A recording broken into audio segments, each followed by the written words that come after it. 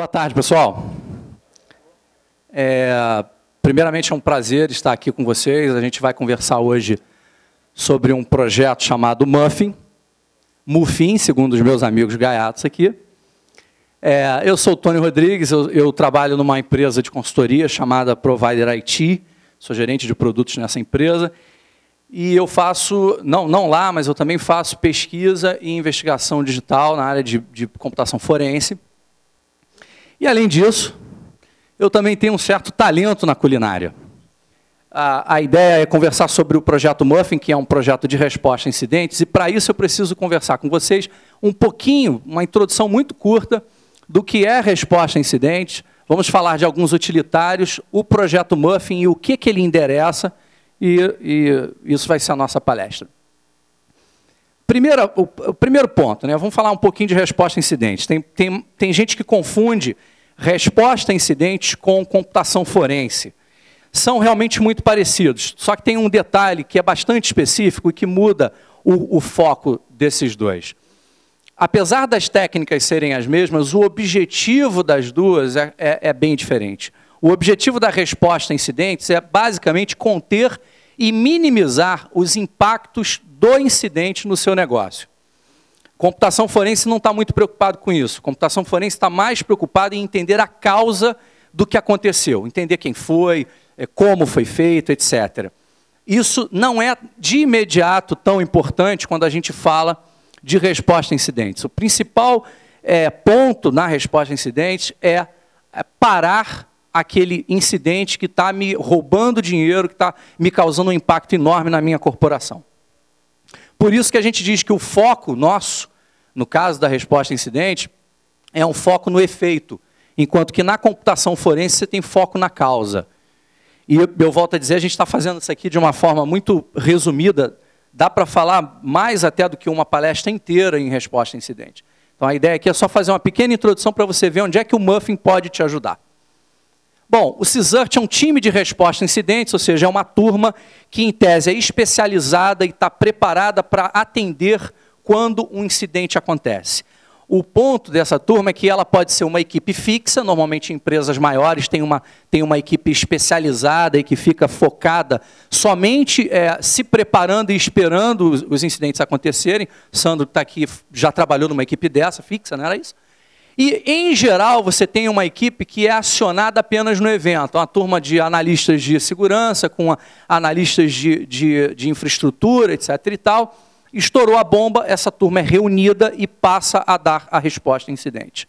O ponto principal, além deles monitorarem, coletarem, etc., e dar resposta aos eventos, é esse aqui. Esse grupo precisa de treinamento e ferramentas adequadas. Esse é um dos pontos principais para um CISART. Na teoria, o que a gente vê relativo à resposta a incidente? Eu tenho uma etapa chamada preparação. É exatamente uma etapa onde é anterior ao incidente e você estuda as ferramentas que você vai usar, você estuda o contexto que elas devem ser usadas, você ensina não só a tua equipe, mas aos usuários a identificar que algo anormal está acontecendo, um incidente está rolando. Isso é a etapa de preparação. Quando o incidente efetivamente acontece, alguém precisa perceber ele. Quando ele é percebido, isso é o que a gente chama de identificação. A partir daí entra em ação o que nós chamamos de contenção. A contenção é todos focados para descobrir o que está acontecendo e parar o problema. Você não quer descobrir efetivamente o que causou, você quer descobrir o que está acontecendo para travar ele ali, para conter ele ali. A partir disso, você conseguiu conter, você vai erradicar, você vai tirar aquele problema de vez, aquele incidente de vez da tua rede, enfim, da máquina, do que quer que seja. Conseguiu tirar todo o teu problema, você restaura a sua infraestrutura, o seu ambiente ao estado inicial. Essa é a fase de restauração. E no final, praticamente pós-incidente, você tem também uma etapa que em muitos é negligenciada, chamada de follow-up, acompanhamento, onde você efetivamente aí está buscando verificar se você efetivamente respondeu corretamente ao incidente, se você pode melhorar as suas práticas, você quer entender aqui a causa do seu incidente para que ele não se repita. Enfim, é uma etapa de estudo praticamente. Só que isso é na teoria. que a gente tem na prática? Isso é o retrato infeliz de muitas e muitas empresas hoje. Você tem, na parte de preparação, um despreparo muito grande. As equipes não se preparam, não entendem que a etapa de preparação é uma etapa importante e elas acabam completamente despreparadas. No momento em que você deveria estar identificando um problema, como as pessoas não foram bem preparadas, elas não conseguem saber que elas foram invadidas. Elas não conseguem saber que tem um malware rodando. Elas não conseguem saber que tem alguém lá roubando dados dela. Isso acarreta o que a gente chama de window of exposure muito maior, ou seja, eu passo um tempo muito maior perdendo informação. O impacto do incidente leva um tempo muito grande até que alguém efetivamente consiga descobrir que aquilo aconteceu. Ou seja, está todo mundo errando o alvo ali. E aí, como é que é o que seria uma contenção? Vira uma correria. Essa etapa aqui é uma etapa naturalmente muito tensa. Você tem, em geral, um grupo que deveria estar bem preparado para responder. Esse grupo, como a gente viu aqui, não se preparou direito. Tem gente que não sabe nem que ferramenta ideal vai usar para responder nesse momento. É uma correria muito grande. Você tem os executivos com a famosa pergunta, e aí, de 5 em 5 minutos. Então, isso é um ambiente ideal para acontecer coisas muito ruins. E vira o que a gente chama de futebol de criança. Para onde a bola vai, corre todo mundo. Não é uma coisa organizada. As etapas que deveriam ser de erradicação e de reconstrução também sofrem um impacto muito grande. O downtime é maior, a reconstrução do seu ambiente, às vezes, é completamente equivocada. Eu já vi incidentes, por exemplo, onde a invasão, ou a invasão não, mas o ataque, enfim, ele não tinha sido bem entendido e bem compreendido em toda a sua extensão. Era um ataque por malware, e aí quando restauraram os sistemas usando backups, restauraram com um backup recente que também já estava infectado. Então imaginem vocês o problema. E aquilo poderia ser evitado com uma etapa de contenção bem feita, com uma coleta mais inteligente da situação, com um estudo melhor. Enfim, dá para entender que isso ocorra por conta do grande estresse que ocorre exatamente nesses momentos. Só que a gente minimiza isso com o quê? Com uma boa preparação. Por último, a gente também acha problema na etapa de acompanhamento, porque os vestígios foram destruídos, as equipes não foram bem preparadas para manter os vestígios. Como eu disse, era um futebol de criança, todo mundo queria resolver a qualquer custo, desliga a máquina antes do tempo, desliga sem coletar nada. E aí o que você percebe aqui nesse ponto? Não tem mais vestígio, eu não consigo saber a causa. Se eu não sei a causa, muito provavelmente eu vou passar por aquela situação de novo, porque eu não tenho como evitá-la. E eu tenho aqui um Verizon Report, não é desse ano, é do ano passado, mas ele indica aqui, 61% dos incidentes foram descobertos por terceiros. É aquele caso que alguém liga, olha só, aconteceu isso, isso e isso comigo ao usar o seu sistema. Isso significa que as pessoas internas não estão bem treinadas, e um mau treinamento das pessoas internas é falta de foco na preparação. Esse outro gráfico aqui mostra uma série de outros exemplos, onde você tem aqui o tempo do comprometimento até a descoberta. Olha como é que é grande a bolinha aqui de meses. Ou seja, a maioria leva meses para ser descoberto. Isso é extremamente ruim. Você fica meses perdendo dados, meses infectado, meses infectando outros. É extremamente ruim para as corporações isso. E aí, qual é o nosso foco de hoje? Já dá para notar, eu falei muito na questão de preparação, o nosso foco é preparação especificamente em ferramentas. É onde a gente tem uma série de opções interessantes, mas a gente tem como melhorar também. Vamos falar dessas ferramentas? Existem alguns tipos, e eu vou comentar sobre esses tipos com vocês. O primeiro tipo que é importante são os próprios utilitários. Utilitários são elementos, são ferramentas pontuais. Você tem utilitário, por exemplo, para descobrir o status da rede. Você tem aqui para você acessar o conteúdo do Event Viewer. Você tem aqui para pegar quais foram as últimas buscas realizadas num browser. Você tem esse aqui que, por exemplo, indica quais são os itens que estão como auto-runs em diversos ganchos do sistema operacional. Enfim, existem utilitários específicos para capturar informações específicas. Você nunca vai ter um único utilitário que pegue tudo em uma situação de incidente. E é interessante que você conheça os utilitários, conheça o que eles fazem, mas usá-los um a um, usá-los na sua própria concepção do que precisa ser usado é muito complicado. Você pode, por exemplo, trocar na hora do estresse a ordem de execução de um deles. Isso é perigoso, você pode alterar demais o status da máquina e aquilo vai te atrapalhar numa resposta eficiente. Você pode se enganar e esquecer de coletar determinado vestígio. Isso também é um engano que às vezes pode ser fatal. Enfim, usar o utilitário pura e simplesmente é complicado. Aí entra o papel do coletor. O coletor ele vai automatizar essa busca. Então você programa o coletor, você tem alguns exemplos ali, tem inclusive um que não é FOSS, não é open source, que é o da Microsoft, eu vou falar daqui a pouco. Mas os coletores, o que eles vão fazer é o seguinte, você vai programar esse coletor para que ele execute passo a passo a coleta, ativando aqueles utilitários que eu mostrei agora há pouco. Qual é o grande benefício dele? Ele não vai ter o problema de esquecer um utilitário, ele não vai ter o problema de usar um parâmetro que não era devido. Muito interessante o uso do coletor. Ainda assim, nós temos os toolkits. As toolkits são mais interessantes ainda porque elas já vêm pré-testadas e já vêm montadas para você. Toolkits são conjuntos de utilitários. Nós temos, em termos de software livre, um grupo já hoje bem estabelecido, tão redondinhos, eu diria. Tem o WinTailor, que roda dentro do Kane, o Deft Extra, que roda a partir do Extra, o Ilix, e tem o Coffee também, que pode ser considerado uma toolkit. Vamos falar um pouquinho deles e o porquê. Agora eu vou mostrar por que o projeto Muffin surgiu, né? O Coffee ele é um projeto que foi criado na Microsoft. Eu disse anteriormente que ele não é propriamente um open source, porque apesar dele não ser vendido, ele também não é livre. Ele só é válido para polícias e agências do governo. Não sei nem se as polícias fora dos Estados Unidos podem usá-lo. Pode? Beleza, o Sandro confirmou que pode. Bom, ele é um software muito bacana, muito bom, ele automatiza a execução das ferramentas, você consegue dizer facilmente que ferramentas podem ser usadas e com que parâmetros. Agora, ele tem alguns pontos fracos. O primeiro deles, ele não está disponível para as corporações. Os dados no pendrive, ou seja, você coleta uma série de informações que ficam num pendrive, e se você está coletando de uma máquina que foi atacada, tem um malware, ele pode simplesmente adulterar o resultado que você já coletou. Isso vai trazer um problema enorme na hora que você for analisar esses dados e tentar entender o que está acontecendo com a tua rede ou com a tua máquina.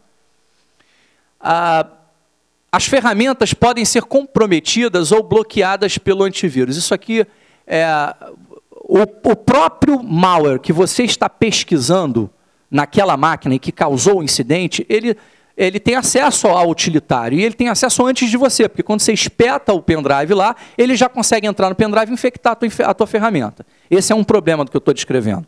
O outro é extremamente irritante, porque você vai responder a um incidente numa máquina que não conseguiu, ela tem um antivírus que não conseguiu barrar o malware, mas ele consegue te atrapalhar porque ele barra a sua ferramenta. Uma série de ferramentas de resposta a incidentes, elas são, não sei porquê, classificadas em alguns antivírus. Eles, não sei se por falso positivo ou pelo comportamento que elas têm, mas, enfim, eles as bloqueiam, e se você estiver usando, por exemplo, a partir de pendrive, como é o caso do Coffee, ele vai jogá-la para a quarentena. E é extremamente irritante. Você coloca o negócio lá, ele não pegou o antivírus, mas pega a tua ferramenta. É um ponto fraco dessa toolkit, no final das contas, né? Várias ferramentas dessa toolkit alteram o estado dos dados voláteis. Basicamente, numa resposta a incidente, você quer coletar os dados voláteis, ou seja, o estado que aquela máquina está, para que você possa levar para uma equipe, todo mundo analisa e diz, olha, é isso, isso, isso que está acontecendo, vamos combater dessa e dessa forma. Esse é o principal objetivo. Se isso aqui acontece, a primeira ferramenta vai dar trabalho para a segunda. A segunda para a terceira. Eu, na última ferramenta, posso estar coletando uma máquina que já está num estado completamente diferente do que o malware a deixou. Isso é outra complicação. E, por último, e realmente muito ruim, o Coffee foi alvo do Decaf. Eu vou mostrar o que foi o Decaf e o que foi isso daqui a pouco. Vamos lá. Aqui algumas telas. Você pode ver que ele tem uma interface gráfica para você indicar a ordem que os utilitários devem ser executados. E esse é o Decaf. A situação é a seguinte, assim que o COF foi lançado pela Microsoft, ele, com essa coisa dele só ser liberado para as polícias, ele ganhou um status, uma aura de super software.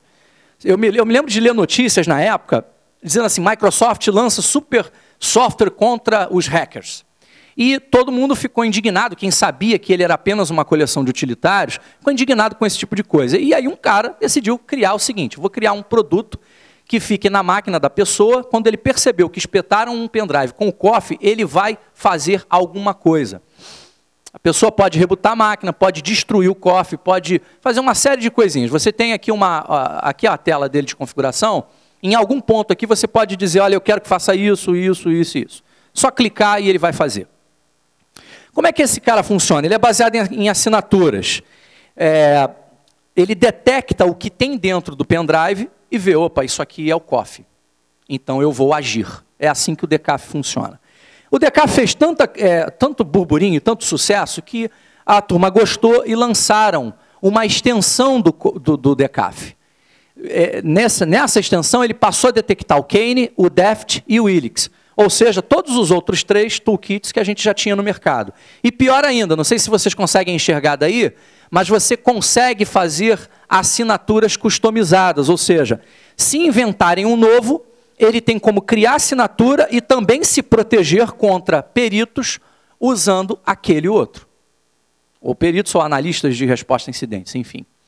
E isso é um problema. O Decaf ele chegou a um ponto em que o autor desativou o código. Ele tinha um mecanismo que a gente chama de phone home. Ele, antes de rodar na máquina, ele perguntava num site, posso executar? O site falava, pode.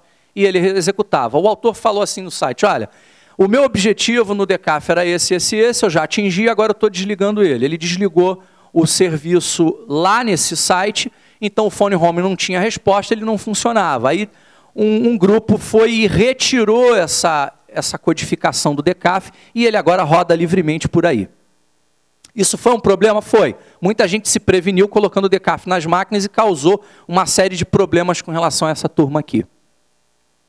Bom, vamos falar do Ilix. Uma toolkit de resposta a incidente bastante interessante, foi o pioneiro, ele foi o mais utilizado até mais ou menos meados de 2009, eles fizeram, no meu entendimento, um erro de estratégia, passaram de open source para software comercial, não trabalharam bem essa estratégia e acabou que ninguém compra o produto direito e nem usa mais o que seria o open source dele, né? Então, ele não tem mais atualizações desde junho de 2009, só funciona em CD, ou seja, se eu estou respondendo um incidente numa máquina que não tem CD, já era. Ele tem um menu gráfico, isso significa um grande footprint, ou seja, isso aqui, que é o menu dele, quando eu coloco ele lá, ele vai para a memória. Isso me tira uma série de informações, ou tira ou pode tirar uma série de informações importantes. E não é interessante isso. A gente tem que buscar toolkits que tenham footprints menores. Várias ferramentas dele também alteram o estado dos dados voláteis e ele também foi alvo de ataque do Decaf. Outro, Deft Extra, foi criado por um grupo italiano, o mesmo grupo que mantém o Deft. Ele tem uma interface gráfica bacaninha e tal, você chama os utilitários que você quer, mas a versão em CD não é prática pelos mesmos motivos do Ilix. Os dados no pendrive, quando você usa a versão em pendrive, eles estão suscetíveis a ataques, mesmo problema do COF. As ferramentas podem ser bloqueadas pelo antivírus, mesmo problema do COF. Várias ferramentas alteram o estado dos dados voláteis, idem aos anteriores, menu gráfico e ataques do Decaf. Ou seja, basicamente tem as mesmas fraquezas que os seus anteriores. Veio o Kane, que é, na verdade, o pacote chamado WinTailor, também é um grupo italiano, eu faço parte do grupo de teste desse Kane aqui. Ele é basicamente a mesma coisa, tem alguns utilitários a mais, outros a menos, mas enfim, o objetivo de todos eles é poder te ajudar no momento da resposta a incidente, um grupo de ferramentas. Só que ele quer te ajudar com todas essas fraquezas aqui. E aí, como é que a gente faz? Bom, eu queria uma toolkit de resposta a incidente que fosse assim, a toolkit dos sonhos. Para ser a toolkit dos sonhos, ele não poderia ter esses problemas, são os problemas que eu listei para vocês. E aí, como é que a gente faz? E se eu fizer um muffin ao invés de um sonho? Né?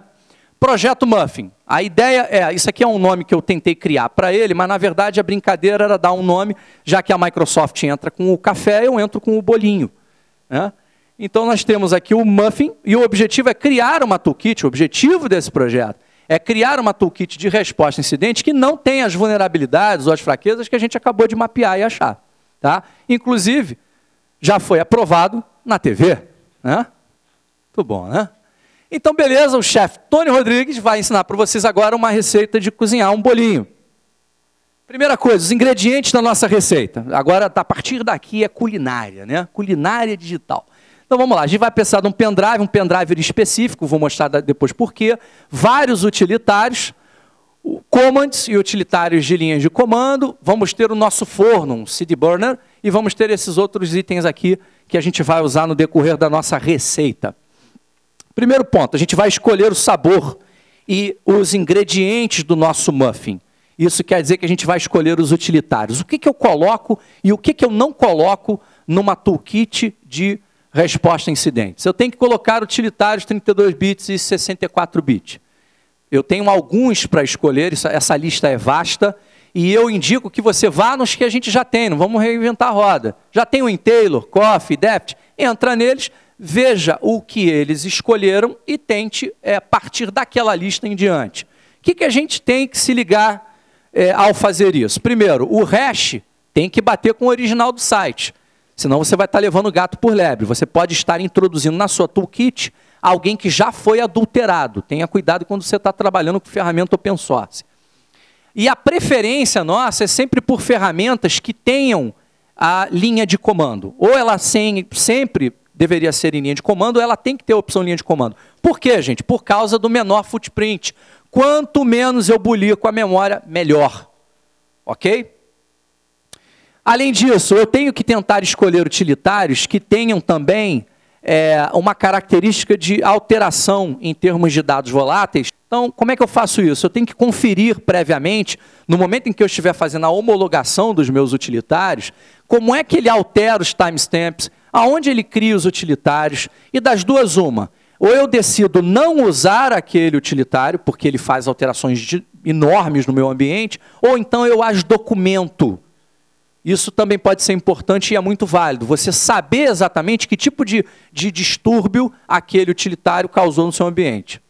Às vezes a gente não consegue evitar, isso faz parte. O ponto interessante aqui dos nossos objetivos, a gente já conseguiu atingir o primeiro. Eu já consigo evitar ferramentas que a questão de não ser atualizada com facilidade, aquela coisa de usar CD, essas coisas todas, eu já consigo atualizá-las e eu também consigo ter um certo cuidado com as ferramentas que eu vou usar na minha toolkit. Então, beleza, vamos untar a forma agora. Isso significa que a gente vai preparar a estrutura. Se eu vou levar o muffin para o pendrive ou para um CD, eu preciso antes preparar essa estrutura inteira. Como é que eu faço isso? Eu tenho que criar um diretório, criar subdiretórios dividindo e agrupando esses utilitários. O ideal é que, se eu vou montar, e aí entra na etapa de preparação para a sua empresa, se eu vou montar um muffin específico para a minha empresa, eu tenho que separar para ela os utilitários que funcionam na minha empresa, nos SOs da minha empresa. Não adianta eu botar coisas genéricas lá, porque eu só vou entupir a minha toolkit de utilitário, vai ser desnecessário. Dentro de cada diretório eu tenho que ter as ferramentas e as suas dependências e tenho que ter essas outras coisas. Agora, isso aqui é o principal. Tem que estar homologado. Se eu tento usar um utilitário que não está homologado numa máquina que eu estou fazendo coleta de dados voláteis, um erro dele pode ser, não digo fatal, mas pode me atrapalhar muito a minha conclusão. Eu lembro a vocês, isso aqui não é feito todo mundo tomando suquinho, calmo, não. Isso aqui é pancadaria rolando, todo mundo gritando, perguntando, e aí vai fazer o quê? E como é que a gente faz? Qual é a conclusão que se tira? Eu quero resolver agora, o site está fora, não sei o que está fora, enfim. É um momento muito estressante para você se dar ao luxo de rodar um programa e ele dar pau na hora. Então, tente homologar sempre antes de botar na toolkit. E aqui está um exemplo de como você pode juntar os seus utilitários por sistema operacional, enfim, é apenas uma sugestão. A ideia é essa, que você junte e coloque na sua estrutura os utilitários que você vai usar e que estão homologados para o contexto da sua organização. Agora, eu preciso automatizar a coleta. Um dos grandes problemas do WinTailor e do DefTextra é que eles não as automatizam. Você tem que saber a ordem. E, como eu falei já no início, isso é complicado. Na hora lá você pode esquecer. Eu tenho algumas formas de automatizar essa coleta, gente. Primeira delas, na verdade tem várias, mas eu escolhi falar dessas duas. O WFT é o Windows Forensics Tool Chest, se eu não me engano. Ele vai processar um arquivo chamado wft.cfg, onde você pré-configura que utilitários rodam e sob que aspectos eles vão rodar. Só tem um detalhe, olha como é que é esse CFG. Isso aqui é uma entrada, tá? É meio complicado de você fazer essa alteração, enfim, com o tempo, de repente, a gente se acostuma, mas ele é um pouco não amigável, eu diria. E aí você tem a opção de não usar o WFT, usar um arquivo batch. Você escreve um programa em batch que vai chamando na ordem os seus utilitários, aqueles mesmos utilitários que você homologou e colocou lá na sua estrutura. Beleza? Beleza, eu posso fazer a saída dos meus comandos de cada utilitário em XML, um CSV, ou de alguma forma que você depois tenha facilidade de interpretação, de geração de relatórios. Um outro ponto, a opção batch tem um footprint muito menor do que o WFT, então ela é preferível, certo?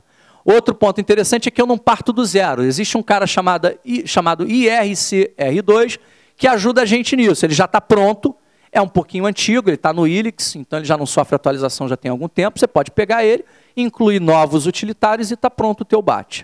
Beleza? Ninguém dormindo não, né? Bom, melhor do que estas duas opções é eu poder fazer esta seleção e essa ordenação numa ferramenta gráfica, que é o que o COF faz. A ideia de fazer essa ferramenta seria exatamente o que o COF mostra, eu conseguiria dizer os parâmetros e em que ordem eu gostaria que eles fossem executados, os meus utilitários, e no final, eu mando ele compilar, o que ele vai meter como saída? Ou um CFG do WFT, ou então o batch inteirinho. Eu posso escolher entre um dos dois, sendo que a opção do batch, como eu disse, é um pouquinho melhor. Com isso, a gente atingiu mais alguns objetivos, que são esses dois aqui embaixo. Ó. Eu já não vou mais ter menu gráfico fazendo perguntinha. Ou ele vai rodar direto, ou ele vai, de repente, ter uma pergunta ou outra partindo de um menu, mas um menu em linha de comando que é muito menos pesado na memória. E eu já consigo coletar automaticamente os dados voláteis, não tenho aquele problema de esquecer nada. Ok, beleza, então estamos avançando no nosso bolinho. Agora a gente vai preparar as forminhas. O que é isso? Vamos evitar que os nossos dados colhidos sejam alterados, gerando uma identificação ruim do problema real. Como é que a gente faz isso? A gente tem a opção de salvar num driver local, num pendrive, mandar pela rede. E que cuidados eu tenho que ter quando eu faço isso? Estou mandando pela rede, eu uso o CryptCat. CryptCat é um netcat, só que você coloca uma senha e ele criptografa. Então eu evito man in the middle, eu evito uma série de coisinhas aí. Se eu colocar num pendrive, eu tenho que de alguma forma proteger o conteúdo que vai ficar lá. Eu posso calcular o hash e ao usar aquele resultado, eu comparo o hash e vejo se houve alteração. Pelo menos eu estou conseguindo verificar a integridade desse item aqui. Outro detalhe interessante, ao usar o CryptCat, obviamente lá no meu servidor eu tenho que ter ele em modo listening também. Ele tem que estar esperando lá, porque eu vou estar mandando da máquina que eu estou examinando. Ok, ainda não. Como eu disse antes, o hash ele vai me ajudar detectando que algo deu errado. Olha, alguém mexeu no teu resultado, mas ele não vai evitar isso. Uma das maneiras que a gente está tentando estudar para ver se implementa no Muffin é isso aqui. Ó. Tem um rootkit chamado TDL, versão 3, já tem até 4, se eu não me engano, que ele faz uma coisa bem curiosa. Ele cria para proteger os dados deles, ele cria um file system over file system. E eu dei uma olhada e acho que a gente pode fazer a mesma coisa em termos de Muffin. No entanto, ele faz isso usando o kernel mode. A gente teria dificuldade disso porque eu não posso botar a máquina.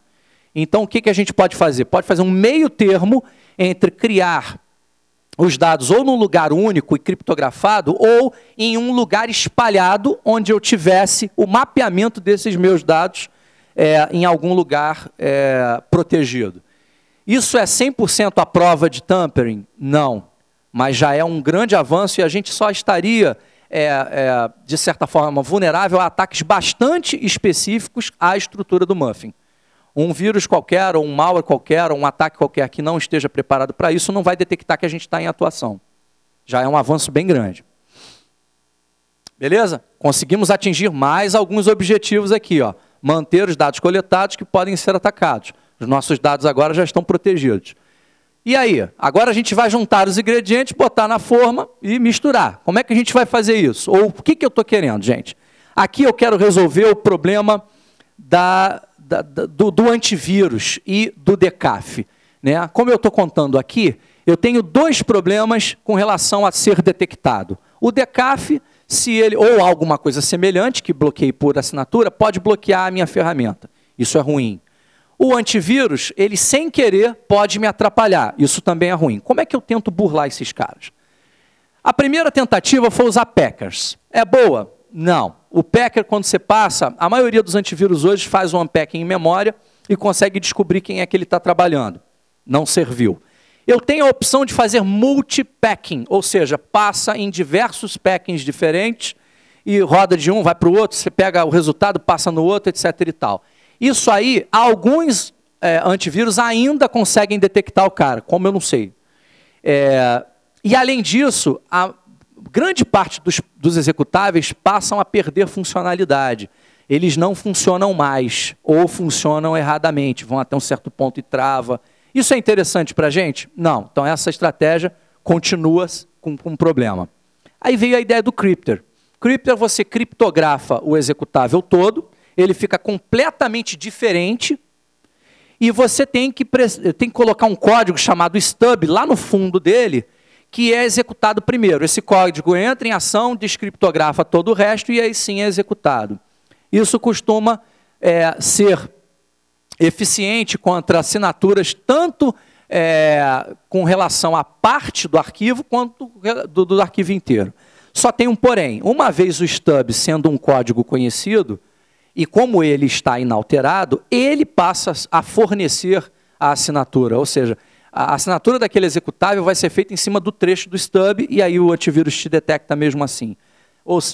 Isso acarreta em falha na nossa estratégia de Crypter. Aí eu tive que falar, puxa, como é que a gente resolve esse problema? E pensando, eu lembrei de um projeto chamado Raiden, que foi trazido na Black Hat de 2004 por esse cara chamado Crazy Dog. Bem engenhoso esse projeto, ele faz esteganografia. Quem é que conhece esteganografia? Sabe o que é?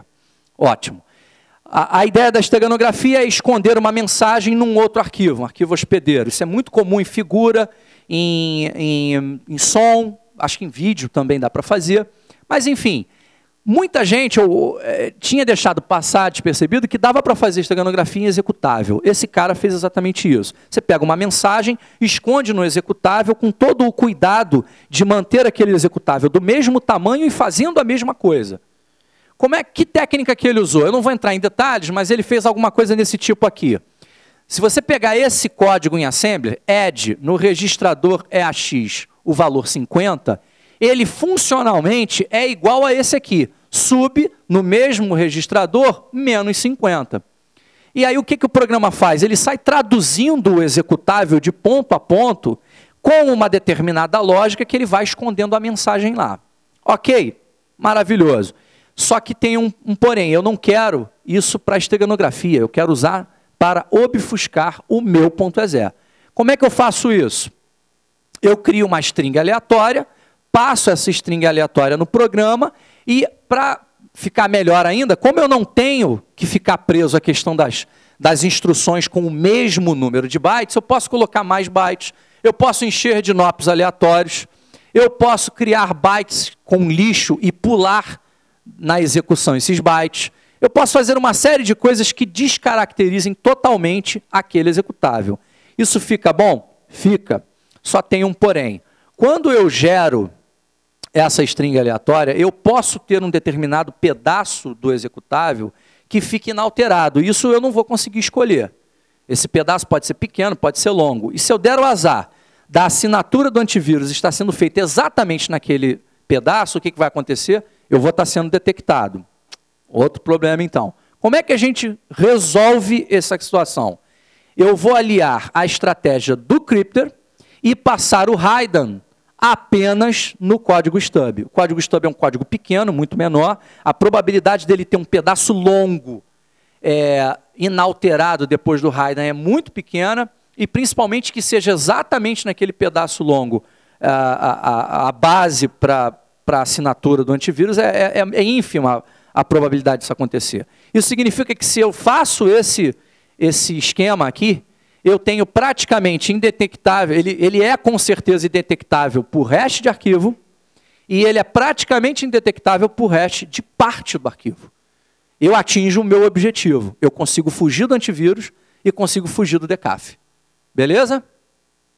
Como é que eu aplico isso? Eu simplesmente, na estrutura, depois de ter homologado os meus utilitários, eles estão lá descansando, parados na estrutura, eu passo o programa, o hidden, no stub, colo ele em cada utilitário e o resultado disso eu posso finalmente jogar para o meu pendrive. Porque eles vão estar prontos para uso a partir daqui. Eu tenho que ter um cuidado de recalcular os meus hashes. Porque ao fazer essa operação, o hash do arquivo vai mudar. Então eu recalculo ele para ver se ele não vai ser infectado lá na frente. Beleza? Atingimos mais alguns objetivos. Vamos andando. Esses 6 minutos são o tempo que eu estou falando, não é isso? Não? Que isso, gente?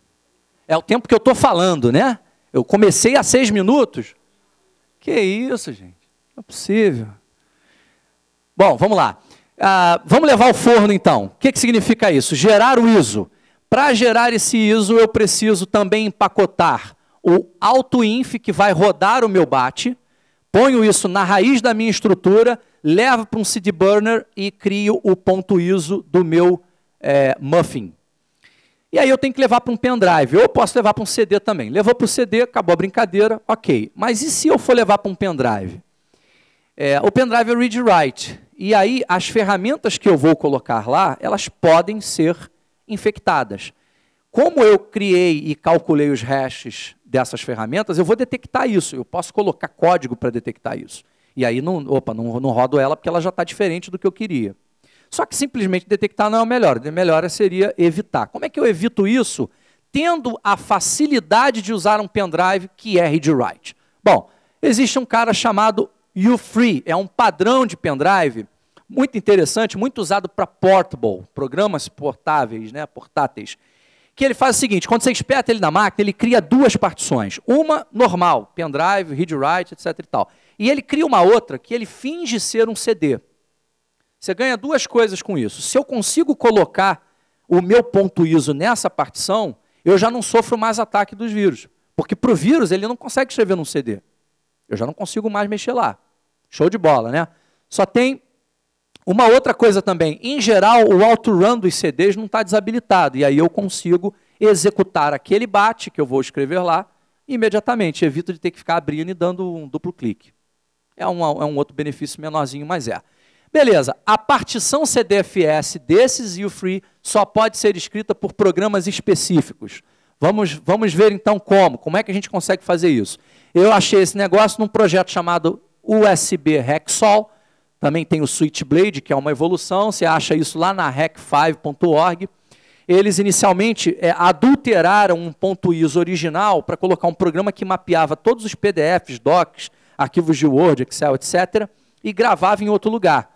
Então você usava a engenharia social, fazia o cara espetar na máquina dele, e ele conseguia roubar esses documentos da máquina da pessoa. Isso é o projeto original. A gente consegue usar esse mesmo projeto para gerar o nosso CDFS de Muffin. Como é que eu posso fazer isso? Eu tenho algumas maneiras. Eu tenho esse LP Installer, tenho o U-Free2 e aí tem uma outra que a gente está sem sorte, vou mostrar como faz. Primeiro deles, LP Installer. Só funciona com SanDisk. São modelos específicos. O LP Installer é o programa que faz a atualização desse item, dessa partição, e põe lá um novo ISO. Mas, infelizmente, só funciona com SanDisk. Se eu tenho outro que não é SanDisk, eu tenho um verbatim, por exemplo, eu posso usar o U-Free Tool. Essa é uma ferramenta que está no SourceForge, e ele também diz que faz a mesma coisa. A gente tem que homologar essa ferramenta ainda, a equipe está trabalhando exatamente nisso.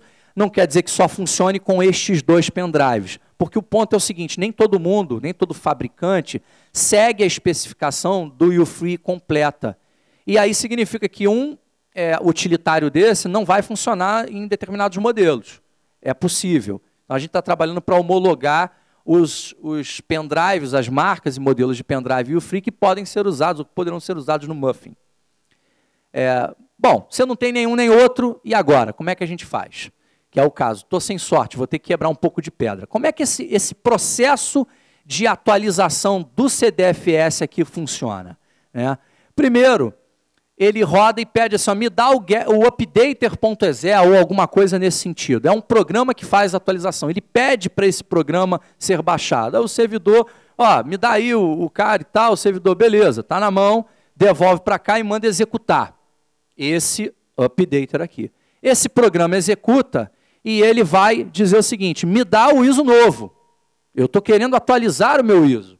Aí o seu, muito educado, o programa, o novo ISO, por favor. Aí o servidor responde, aqui, não me aborrece mais, e ele manda gravar o ISO num determinado diretório. Esse updater pega esse ISO e joga no diretório. Muito interessante, eu não tenho o LP installer, não tenho o U-Free, mas eu tenho como descobrir quem são esses caras aqui. E aí entra esse macete. Você vai no autorun.inf, que está na partição CDFS do pendrive U-Free. Descobre qual é o programa de atualização dele lá, que está na seção Update. É uma URL, etc. Roda esse cara, baixa ele e esnifa a comunicação dele com um servidor que você não sabe qual é. Você vai ficar lá esnifando. Ao fazer isso, você vai descobrir aonde que ele vai mandar gravar o ponto ISO novo. Pega essa informação e engana ele de que forma? Você vai colocar aquele ponto ISO que a gente gerou com o Muffin, você vai gerar uma estrutura idêntica a ela no seu servidor e vai lá no seu localhost e põe o endereço que ele está acionando como sendo a tua própria máquina. Ou seja, você está enganando o cara. O cara acha que está atualizando e baixando um ponto ISO novo lá do fabricante, ele, na verdade, está baixando da tua máquina para a sua máquina, no diretório que ele vai estar querendo. É bem legal essa técnica, né? E aí você pega isso, ele vai baixar dele para ele mesmo, vai chegar lá e vai jogar no pendrive. E isso aqui, apesar de dar trabalho, isso aqui é 100% garantido de funcionar com todas as marcas, porque você vai estar usando exatamente o updater dele. Ok? Bom, atingimos mais alguns objetivos, eu tenho que falar rápido, tenho 45 segundos.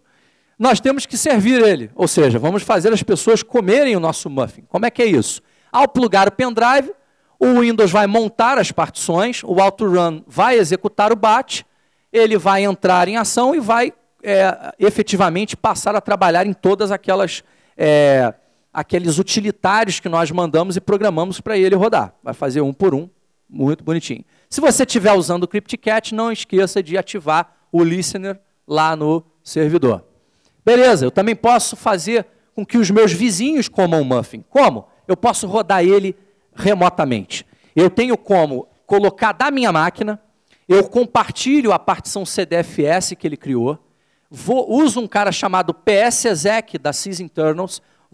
Lembre-se que isso aqui eu estou numa corporação, então eu tenho acesso, por exemplo, a senhas administrativas. Ele vai pedir para fazer isso. Mas eu tenho, está lá. Eu vou lá na máquina que eu quero fazer a verificação de voláteis, mapeio o meu driver de CDFS que ele criou e mando executar o meu batch. Também tenho o cuidado de ir lá mandar para o tal servidor que está o listener. Em suma, eu não preciso nem me levantar da minha máquina para rodar isso remotamente. A gente não precisa mais ir de máquina em máquina espetando o pendrive. Eu posso fazer isso, inclusive, na opção de fazer efetivamente o burning para um CD, compartilho o CD na minha máquina e uso numa máquina que não tem CD. Também é uma outra opção com essa metodologia que a gente está mostrando aqui. Beleza? Resolvemos mais alguns objetivos. Terminamos? Não. Ficou faltando esse cara aqui. Esse é pedreira, porque eu não tenho ingerência sobre as ferramentas e utilitários que eu estou colocando na minha toolkit. Eu vou lembrar a vocês que o Muffin não é o utilitário, ele é o cara que chama os utilitários. Se o utilitário faz uma bagunça nos dados voláteis, eu não tenho como impedir isso. Mais ou menos, a gente tem uma ideia do que dá para tentar fazer. Como? Isso aqui eu não testei ainda, tá? A gente não chegou nesse ponto. Mas a ideia seria criar uma camada intermediária que intercepta toda a requisição de disco. E aí, ao invés de deixar essa requisição seguir pelo sistema de arquivos, eu mando ela por fora do sistema de arquivos. E com isso eu já evito dele criar nos lugares que ele quer, nos discos locais, etc., os arquivos que ele cria temporários, e já evito dele macular as minhas timestamps. Pode ser que funcione? Pode. Pode ser que não funcione? Pode também. A gente não testou isso ainda, mas é uma ideia. Vamos ver se a gente consegue operacionalizar isso aqui. Como é que está o projeto hoje? Já terminando a nossa palestra, pessoal. O Muffin foi lançado no Shot the Sheriff 5. A gente fez essa palestra lá e tivemos uma série de contribuições. O primeiro time foi montado. E anteontem nós lançamos a versão 0.1. O que é a versão 0.1 do Muffin? É exatamente essa palestra num formato de procedimento, te explicando, faça isso, depois faça isso, depois faça isso, e no final você tem o pendrive Muffin criado. Esse é o melhor? Não, melhor é que eu aperte um botão e ele crie tudo para mim. Isso é o que a gente está fazendo no 2. Essa é a nossa meta, automatizar o processo de criação do Muffin. Como? Nós vamos criar um cara, já estamos criando, na verdade, um cara chamado Muffin Baker. É uma interface gráfica onde você vai poder escolher os seus utilitários e dizer, eu quero esse, eu quero esse, eu quero esse, nessa ordem aqui, com tais e tais parâmetros. Salvo, mando para o pendrive, enfim. O Muffin Baker vai fazer todo o processo de criação do pendrive para a gente. E o Muffin Report, que só vai vir na versão 0.5, se eu não me engano, ele vai trabalhar nas saídas dos dados coletados, tentando unificar a forma de você visualizar. Repare que os nossos utilitários têm trocentos fabricantes diferentes e formas de exibir os resultados de maneira diferente. Então, o que a gente vai fazer? Unificar esses caras e, principalmente, tentar correlacionar. Ao invés de você pegar a informação A, B, C e D e deixar o analista se quebrar para descobrir alguma coisa, de repente a gente automatiza isso e mostra assim, ó, isso aqui está acontecendo, porque eu achei A mais B mais C mais D. Então, a gente vai tentar dar esse nível de resposta durante o tratamento do incidente. O escopo dele, até a versão 1.0, a gente vai fazer basicamente o Windows. Até a versão 2.0, a gente vai incluir, ainda rodando em Windows, mas já ferramentas Linux, ou seja, os utilitários vão ser nativamente Windows, rodando via Wine no Linux, e já com ferramentas de Linux. E o escopo de longo prazo é portar eles e fazer nativamente o Baker e o Report, rodando Linux e Mac. Esse é o nosso objetivo. A gente está longe um pouco disso, a gente ainda está aqui, né, no 0 alguma coisa, mas a gente vai chegar lá. Detalhes, a plataforma é o Lazarus, é um Delphi open source, Pascal. A gente escolheu esse cara porque ele tem compilador pronto, rodando para aquelas plataformas todas que eu comentei. Banco de dados SQLite, aqui está o endereço do projeto no Google Code, e a gente usou uma analogia com uma receita, igual essa palestra. Quando você monta o Muffin, você faz como se estivesse cozinhando mesmo. Você tem lá o ingrediente, que são os utilitários, você tem a dispensa, que é o grupo de utilitários disponíveis para serem usados, você tem a receita, que é exatamente você colocar os seus utilitários na ordem e indicar como é que eles vão rodar, e você tem o forno, que é o momento de jogar aquilo tudo que você criou para o pendrive.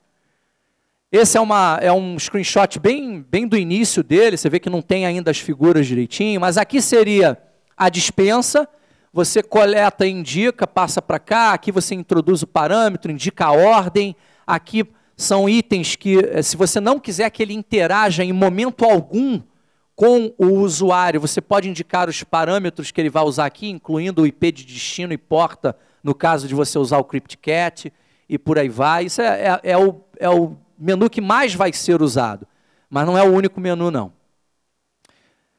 Aqui está o roadmap, com as versões, a versão 0.1, como eu falei, é o documento. Aqui o que a gente pretende passar nas versões, né? 0.2, a versão 0.3, a 0.4 e a 0.5. A ideia é que na versão 0.5 a gente já tenha o forno, por exemplo, criando e obfuscando os ingredientes em 64 bits, etc. e tal. O Muffin Report já fazendo os dados coletados. E na versão 1.0, finalmente, essa obfuscação com técnicas mais avançadas. Uma delas até eu vi o Nelson usando no slide, que é o de dar o call e logo em seguida dar o pop, para você poder mexer com os endereços. É uma das técnicas para você obfuscar. O report já fazendo correlação. Enfim, terminamos aqui. Novamente, queria agradecer vocês. E uma última coisa. A gente está precisando de pessoas para trabalhar. Software livre tem uma dificuldade impressionante. A gente, ao mesmo tempo que reúne várias pessoas interessadas, as pessoas têm seus problemas, suas dificuldades, e o andamento do projeto é mais lento do que num projeto convencional e comercial. A ideia é que a gente crie, daí o pessoal brinca e tal, eu criei um nome chamado Octane Labs, eu estou começando a criar o embrião de um grupo para fomentar projetos de open source aqui no Brasil. Projeto open source de brasileiro para brasileiro, o compromisso nosso vai ser sempre software criando e sendo criado em português, para a gente que tem dificuldade com a língua, fazer treinamentos no futuro desses softwares, porque, por incrível que pareça, tem softwares muito bons, comerciais, que fazem exatamente as mesmas coisas. O Sandro está aí, da TechBiz, deve ter milhares de ofertas de produtos desse tipo. Só que tem empresas que não conseguem pagar esse tipo de coisa. De repente, o departamento XYZ da polícia ou do Ministério Público, não sei o quê, não está com verba aprovada naquele momento, mas precisa usar. E aí a gente produz software livre para ajudar essa turma e a gente consegue ajudar fazer uma consciência melhor em termos de questões digitais no nosso país aí. Esse é o objetivo do projeto. Valeu? Obrigado, pessoal.